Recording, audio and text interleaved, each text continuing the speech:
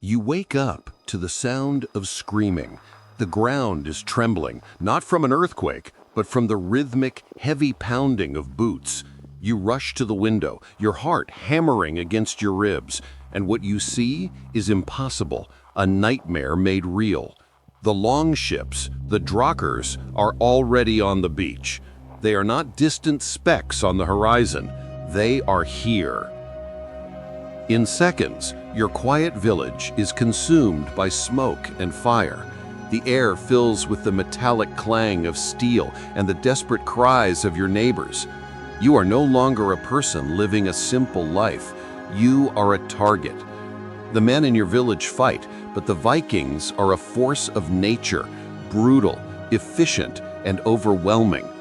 They were not just here for the gold or the grain. They were here for something far more valuable, something that will change the course of your life forever. The sheer speed of the attack leaves no room for thought, only for reaction.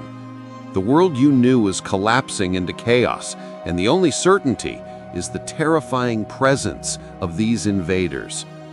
The moment of realization hits you with the force of a physical blow. Your life is no longer your own.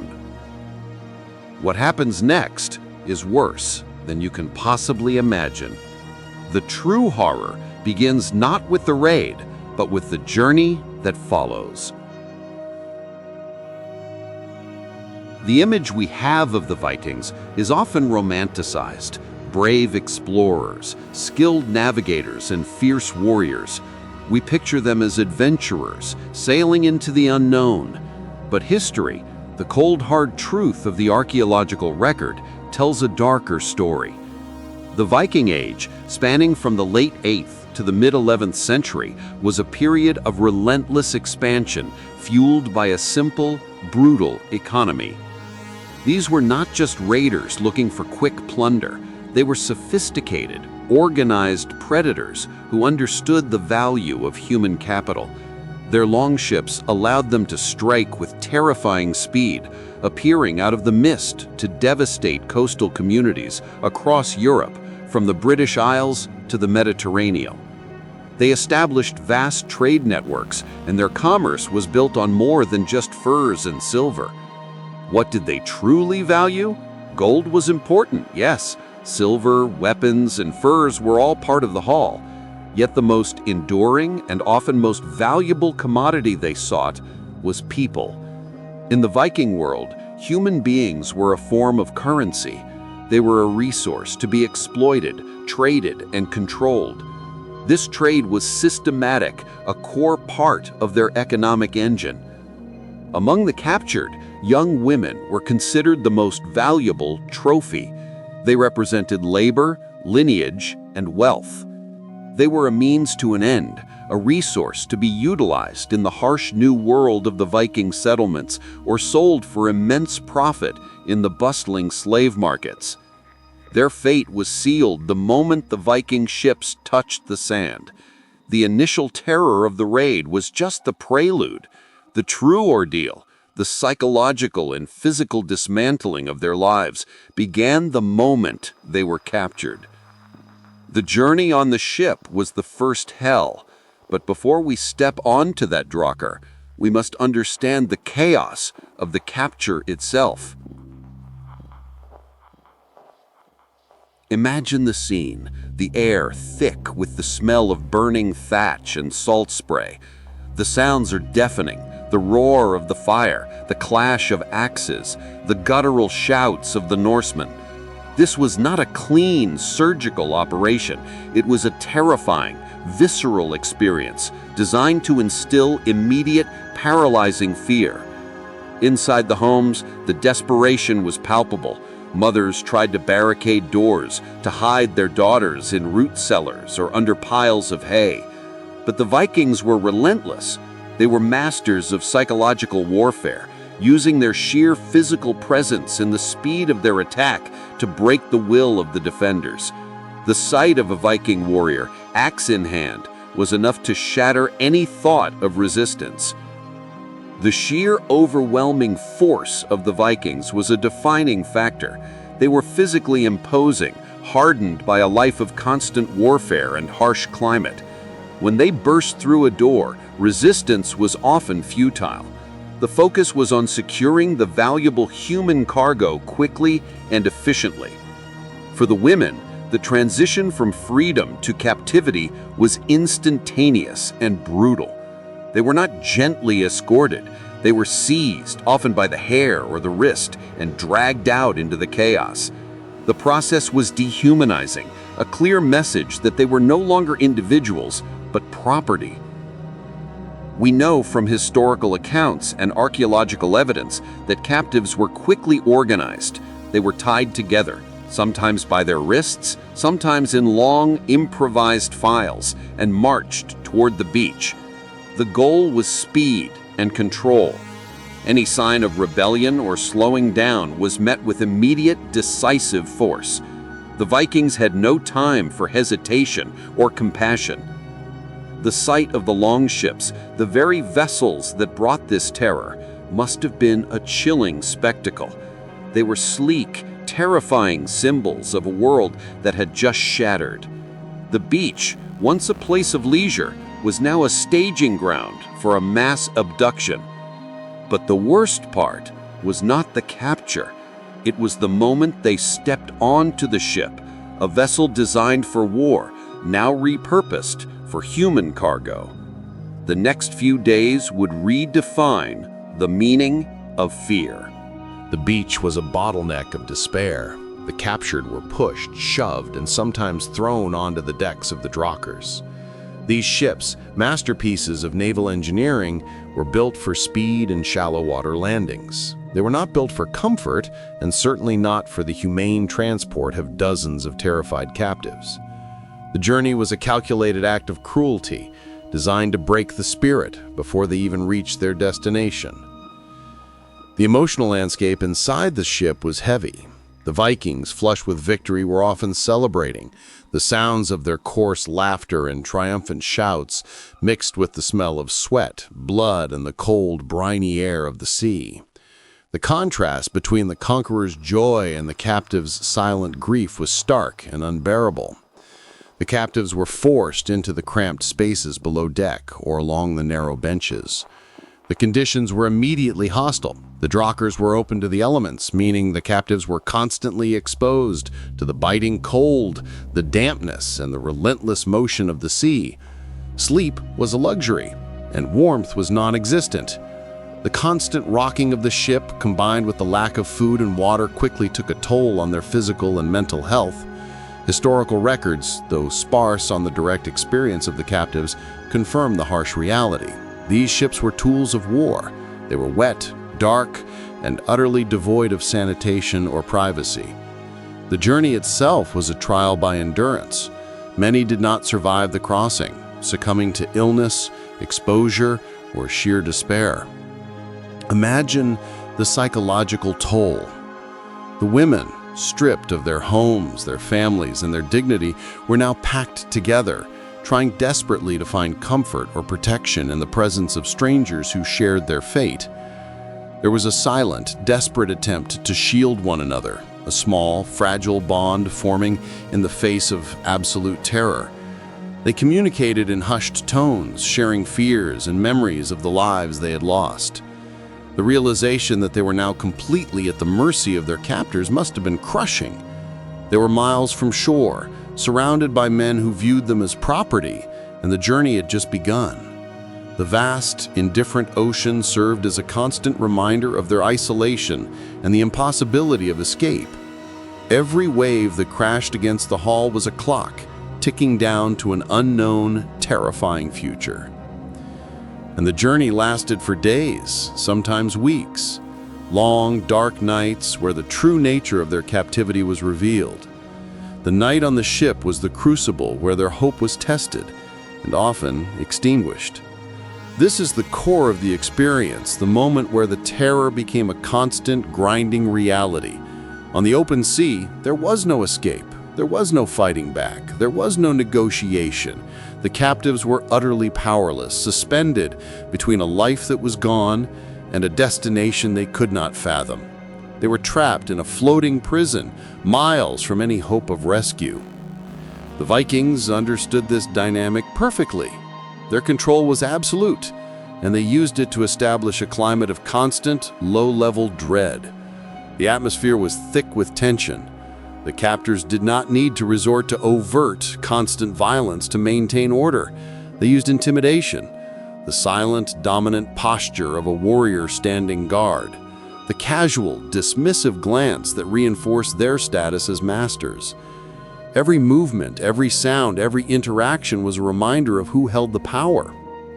The threats were often implicit. A sudden loud movement, a harsh word in a foreign tongue, the sight of a weapon being cleaned. These small acts were enough to keep the captives in a state of perpetual fear. The psychological pressure was immense, a constant weight on their minds. They learned quickly to be silent, to be invisible, to take up as little space as possible. The focus here is on the control and manipulation that define their existence. The women were subjected to constant, unwanted proximity. Their personal space was non-existent. They were touched, handled, and moved without their consent, all part of the process of dehumanization that turns a person into a commodity. This constant violation of boundaries was a deliberate strategy to break their spirit and reinforce their status as objects. In the darkness, the only sounds were the creaking of the ship, the relentless waves, and the occasional muffled sob, the sound of profound, private grief that dared not become loud enough to draw attention. The fear was a shared, silent language. They watched each other, searching for a sign of hope or a confirmation of their shared despair. The Vikings, often competing among themselves for status and spoils, viewed the captives as part of their reward. The promise or threat of being sold in a distant market was a constant reminder of their objectification. They were no longer daughters, wives, or sisters. They were inventory. They were property to be used, traded, or discarded. The warriors would discuss their value openly, treating them like livestock. The long nights were a time of intense psychological warfare. The captives were forced to witness the casual brutality of their captors, their indifference to their suffering. This constant exposure to the dark side of human nature was perhaps the most damaging aspect of the journey. It was a complete and total loss of agency, a realization that their future was entirely in the hands of men who saw them only as a means to wealth. But even when the ship finally reached the shore and the women stepped onto solid ground, the horror did not end. In many ways, the true long-term nightmare was just beginning as they faced their final, brutal destinations. The moment of disembarkation was not a moment of relief, but a transition to a new, equally terrifying phase. The women were now in a foreign land, surrounded by a foreign culture, facing a handful of grim possibilities. The uncertainty of their fate was a new form of torture.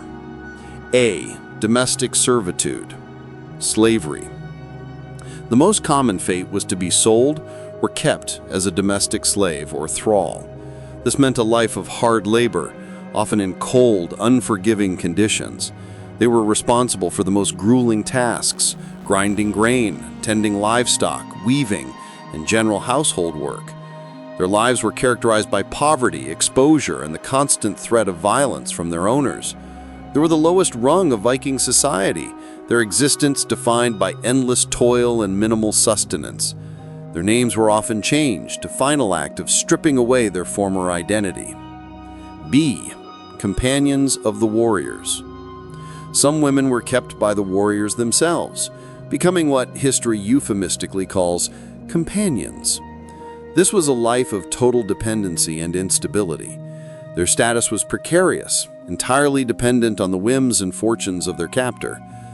They were controlled, isolated, and their existence was a constant negotiation for survival. They were forced to adopt the customs and language of their captors, a painful assimilation that erased their heritage. Their children, if any, would be born into this unstable, controlled environment, perpetuating the cycle of trauma. C. Sale in slave markets. The Viking economy was deeply integrated with the slave trade. Major trading hubs like Hedeby, Dublin, and Birka were notorious markets where human beings were bought and sold. Archaeological and historical documents confirm the extensive nature of this trade, with captives being moved across vast distances from the Baltic Sea to the Middle East. For the women, this meant the final, complete objectification, being inspected and bartered over like any other commodity. The markets were loud, chaotic places where human dignity was non-existent. They were displayed, examined, and sold to the highest bidder, often changing hands multiple times. D. Political gifts. In some cases, women were used as high-value gifts to seal alliances between powerful jarls or local chieftains. They were a sign of wealth and power, a living testament to the success of a raid. This was the ultimate form of objectification, where a human life was reduced to a political token. Their personal feelings, their intelligence, their humanity, none of it mattered. They were simply a means to secure a treaty or a political advantage.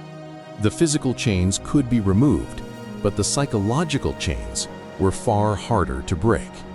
This is the part of the story that history often overlooks, but which is crucial for understanding the true cost of the Viking raids. The trauma was deep and enduring. The women lived in a state of constant, pervasive fear. Sleep was not a refuge, but a period of vulnerability. Every shadow, every sound, every change in the atmosphere was a potential threat. They were hyper-vigilant, their nervous systems constantly on edge, waiting for the next blow, the next command, the next violation. This state of perpetual anxiety is a form of psychological torture that erodes the soul. They suffered a profound loss of identity. Everything that defined them, their language, their culture, their religion, their family structure, was gone. They were plunged into a brutal cultural shock, forced to navigate a world that was cold, harsh, and utterly indifferent to their suffering. They were forced to learn new rules, new customs, and a new language, all while mourning the loss of their former selves. The Vikings, in their pursuit of glory and wealth, displayed a chilling coldness toward the suffering of their captives. This indifference was a weapon in itself, reinforcing the message that the captives were less than human. The casual cruelty, the lack of empathy, was a constant psychological assault. We know that some women simply disappeared during the long journey, lost to illness, exposure, or despair. Others, in a desperate bid for survival, were forced to create forced bonds with their captors or with other slaves, a complex and often tragic survival mechanism. These bonds were not based on affection, but on the desperate need for protection and a minimal sense of security in a world of total insecurity. They were forced to find small ways to survive, to adapt to the unbearable. This internal struggle, the fight to maintain a shred of self-worth in the face of total objectification, is the untold story of the Viking Age. It is the story of resilience born from absolute necessity. This narrative of brutality and control is the side of the Viking Age that is often sanitized, but the historical and archaeological evidence is clear. The Vikings were not just adventurers, they were masters of a brutal human trafficking economy. The romanticized sagas rarely mention the massive scale of the slave trade that underpinned the Viking economy. This was not a side business, it was a fundamental pillar of their wealth and power. The entire expansion of the Viking world was financed, in part, by the trade in human beings. The Baltic Sea was a major artery for this trade. Captives from Slavic lands, the British Isles, and Western Europe were funneled through key ports and distributed across the vast network of Viking influence. The routes were well established, the prices were known, and the demand was constant. This was a sophisticated, transnational business operation. Historical records confirm the movement of these women to England, to Ireland, and deep into Scandinavia itself. They were used as currency in negotiations, traded for silver, furs, or other commodities. A human life had a fixed, negotiable price, often measured in ounces of silver. This economic reality is a stark contrast to the image of the noble warrior. Furthermore, there are chilling, though often debated accounts of Viking rituals that involved captives, reinforcing their status as disposable property. The most concrete evidence, however, comes from the ground itself. Archaeological findings in Viking settlements have uncovered the remains of women who were clearly not of Norse origin. These findings, combined with the written accounts of the time, paint a clear picture. The Viking expansion was built on the systematic exploitation of human beings. The genetic legacy of these forced migrations can still be traced in modern populations. The historical record, when examined without the filter of romanticism, reveals a society that was highly pragmatic about its brutality. The raids were not random acts of violence. They were calculated business ventures aimed at acquiring valuable resources, with human beings being the most profitable of all. The Vikings were not just seeking gold and glory, they were seeking control. Control over territory, control over trade routes, and, most chillingly, absolute control over the lives and destinies of the people they conquered. The true horror was not the raid, but the journey that followed, and the final, brutal destination. We began this story with the terrifying sound of the longships hitting the sand. We ended with a silence, the silence of a life extinguished, or a life permanently altered. This is the history that the sagas often omit. It was not Viking glory. It was not a grand adventure. It was pure, unadulterated brutality, systematized and made profitable. For the women captured in those raids, there was no hope of a heroic rescue, no chance of a triumphant return. Their war was fought not on the battlefield, but in the cramped, dark hold of a ship, and in the endless, grinding labor of a foreign land. They were the silent victims whose suffering fueled the Viking Age. The true war of the Viking Age was fought in the hearts and minds of the captives, a war for their very identity. And that is the story that deserves to be told, so that we may understand the full, unvarnished cost of history. If this video has changed the way you view the Viking Age, if it has opened your eyes to the hidden costs of history, please leave a like. Your support helps us continue to bring these untold, forbidden stories of the past to light. And if you want to dive deeper into the dark truths of ancient civilizations, subscribe and hit the notification bell. We have many more stories waiting to be uncovered. Thank you for watching.